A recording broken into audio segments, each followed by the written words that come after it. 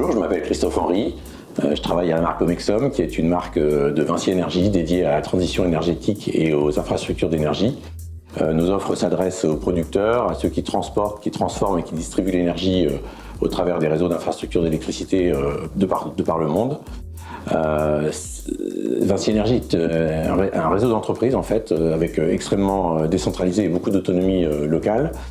Ce qui fait que pour animer tout ce réseau d'entreprises, on a créé cette notion de marque qui a pour vocation de mettre en lien et en communication toutes ces entités-là. Et donc au sein de la marque Omexom, on a créé en particulier une compétence qui est le knowledge management que j'ai le plaisir d'animer, qui a pour vocation de favoriser le partage et le transfert de connaissances et de savoir et de savoir-faire techniques autour de nos métiers de par le monde dans toutes les entités que nous avons.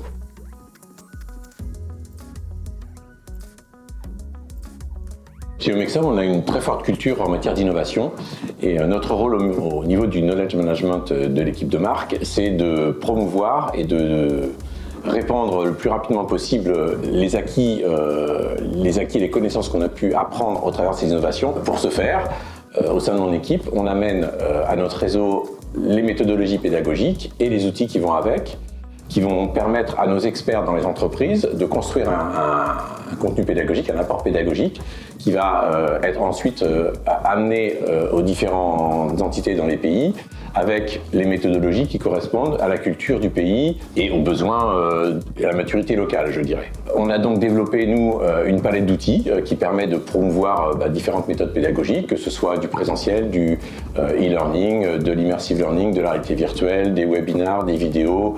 On est même en train de travailler sur du podcast aujourd'hui. Ce qui permet en fait d'acculturer et d'amener la connaissance au plus près de l'utilisateur final, quelle que soit son origine et quelle que soit sa maturité et son besoin local.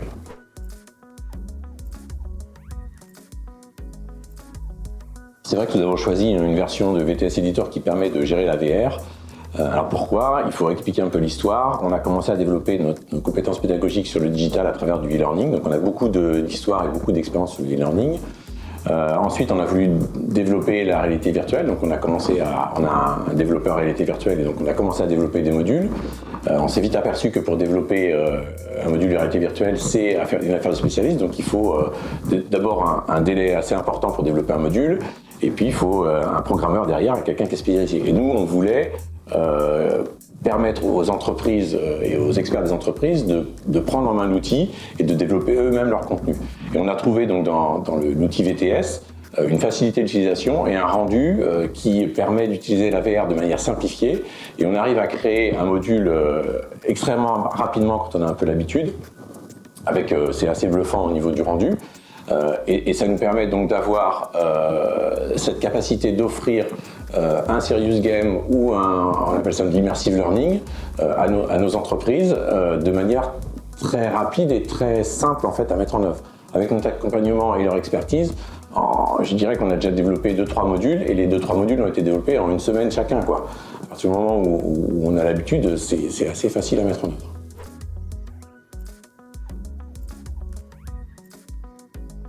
Alors, comme tout outil de création de contenu pédagogique, ou même de présentation de communication, ça ne sert à rien de se jeter tout de suite dans l'outil pour commencer à développer. C'est important, à mon avis, de commencer à maqueter son histoire, faire une story ou un flowchart de qu'est-ce qu'on veut passer comme message et comme contenu. Ensuite, une fois qu'on a bien validé cette partie flowchart, on commence à maqueter son produit, ce qui permet de valider auprès de certains utilisateurs finaux le rendu, etc.